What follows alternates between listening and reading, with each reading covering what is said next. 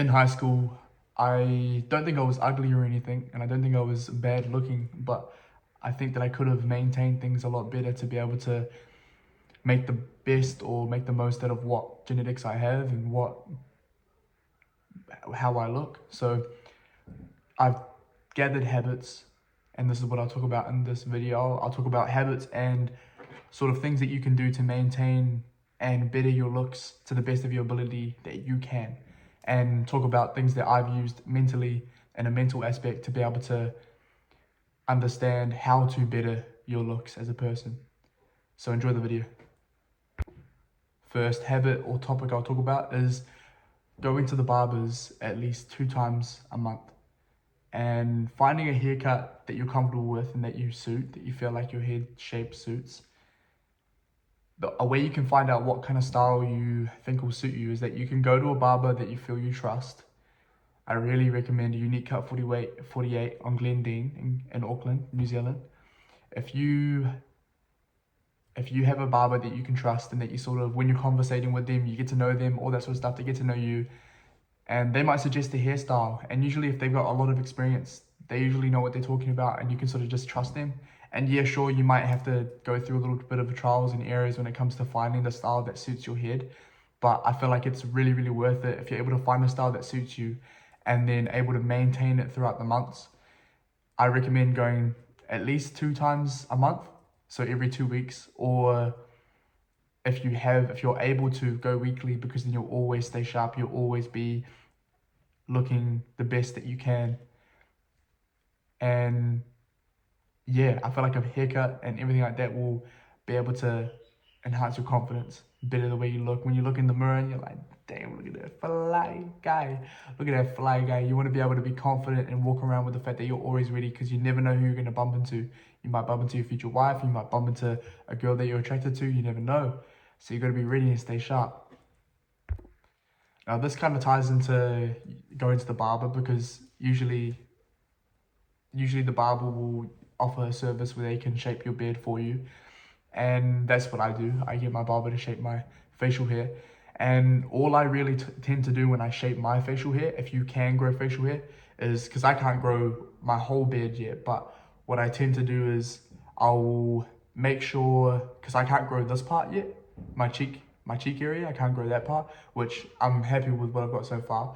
It comes down there like that, and it's like a little, and then it obviously, yeah, like you can see what is produced at the moment.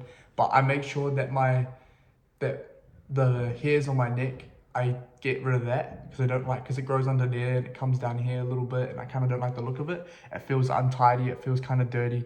So I recommend, if you get neck hairs like that, to trim it underneath there, so that it's not as messy and dirty. And also, I hate the shit with your top lip. Don't let that top part of your mustache, the bottom part, I mean, don't let that go over your lips. Bro, it's fucking disgusting. Don't let that. I don't like the look of that. But I'm sure I wouldn't be the only one that thinks that. Is that maintain that part. Get your shaver. I'll be right back and I'll grab what mine looks like. And if you can invest in a little like shaver thing, and just make sure that the bottom part of the mustache doesn't go over your lips.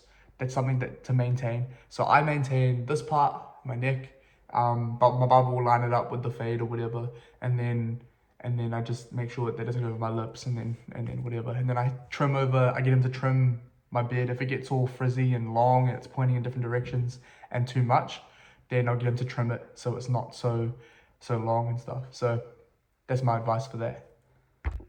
This is my Philips bloody shaver thingy.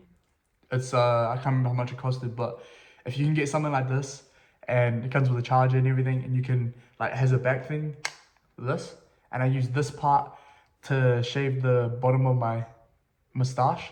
So they go like that and go beam beam beam beam beam beam beam beam, and I almost need to do it soon, but that's what I do. So get one of these, get it like a nice, invest in a good shaver, because then if you can do it at home, like, I don't like using this for my neck and stuff, so I get my barber to do it. That's just what I do. But up to you really. If you can learn to maintain it at home, then it will save you money and everything. But yeah, definitely look into that. If you want to look better, maintain your facial hair because it makes you look messy and it looks dirty sometimes. The next one is your eyebrows. Now, me, I get my eyebrows done. I get them shaped, I get them waxed, threaded, whatever, because my eyebrows are real bushy. So my eyebrow shape, I think, so if you can see those hairs there, they're meant to come down there. So it's meant to be like a fucking, there's like a brick. There's two bricks on my face. So they're bushy eyebrows. So what I do, so depending on how your eyebrows look and what kind of eyebrows you do have, I believe at least keep them a little bit tidy. And no monobrow. That's the rule with eyebrows. No monobrow. Do not let yourself have a monobrow. I can grow a monobrow. If I don't maintain my eyebrows, that starts growing there, and they're just like, yeah. I just got my eyebrows done one time because I was like, okay, what can I do to better my looks? Tried it out, and it was actually quite sore at first, but I've got used to it. You don't have to get your eyebrows done like how I do it, but at least get some tweezers or something and start and get somebody or you or your partner or whatever to pluck the middle of your that part there so you don't get monobrow, because yeah, that looks messy too and unmaintained. So you want to maintain that as well. Also, it comes down to how I think about it with why I get my eyebrows done is symmetry. So you see the facial structure. So you see like people who tend to get fades. So from the barbers, you get a fade, symmetry. It's like symmetrical. You're trying to add a certain shape to your face and everything. And then if you tidy this up, that's a sort of like symmetrical thing. And then if you maintain your eyebrows, that's kind of like symmetrical because they're trying to shape it to a certain angle and everything to make it complement your face and your looks. So yeah, I highly recommend. That's how I think about it when I get my eyebrows done, is symmetry, because it tends to be more attractive for people. Physically lower your body fat percentage. So if you can just move more, eat less, maybe you can do a fighting sport for a period of time for fitness. You can do boxing for fitness, whatever. Join a local boxing fitness class and do boxing sessions 3 days a week, whatever. You can go for walks with your dog. You can go to the park. You can just move more, eat less. That can help you lower your body fat percentage, which then will help your facial structure and your bone structure definition. So if you see people that tend to have a higher body fat percentage won't have as much definition in their face, which doesn't mean they're ugly, but it just means that like it can enhance your attractiveness as a person. So especially as a guy, I reckon. And so there's that side. There's lowering your body fat percentage, move more, eat less. You can do a fighting sport. You can do boxing, blah, blah, blah, blah. You can, and then the other side of that is build a decent frame with your physique. Build a decent frame. So like you might not have to be, you don't have to be massive. You don't have to be a gigantic bodybuilder. If that's what you want, then go for it, because it will help you out as well. But everybody has a particular type when it comes to their body. Just do what you feel or what you desire to be. If you want to be a big bodybuilder, then do that, because you don't want to do it to please other people. Like you don't want to be massive and big because you think that's what everyone else is going to like, and you don't want to be a fit, more skinnier type of guy that has abs and everything like that. If you feel like that's what girls are going to like and everything, don't do it based on everyone else. Do it based on your own desire, but at the end of the day, still be healthy, still have some sort of frame, some have some sort of build to you, whether you're big, massive, whatever, have some sort of structure or shape to you, because that's going to add the attractiveness to you. So yeah, because it makes you perceived as less lazy. It makes you look like you actually do stuff, or you do physical stuff. Because if you lift weights and you go for runs and you do a fighting sport and you do this, do that, then they're gonna notice it through your body. Even if it's not massive, you don't have to be fucking muscly as fuck, but it can really help with the attractiveness as well. Again, these are just some extras and these actually should be discussed more, but there's finding a style clothing wise that you feel comfortable with and confident with, because like everybody has their own style, their vibe, their personality that will suit them the best. And if you find clothing and pieces of clothing that make you feel confident, make you feel like you're the shit, like you're the man, you're that guy, then wear that clothing and and fit that, and try stuff out as well. Like if you see somebody that you admire that wears a certain type of clothing and you're like, I want to see if that suits me, go try it out, trial and error. Go see if it works. If it doesn't work for you, then you feel like it doesn't work, blah, blah, blah, then go on, try something else. And find clothing that suit you. And it's more about the feeling that it gives you, because not only will you put off the vibe that you're confident, and not only it will better your looks, like as the point of the video is, we're trying to better our looks.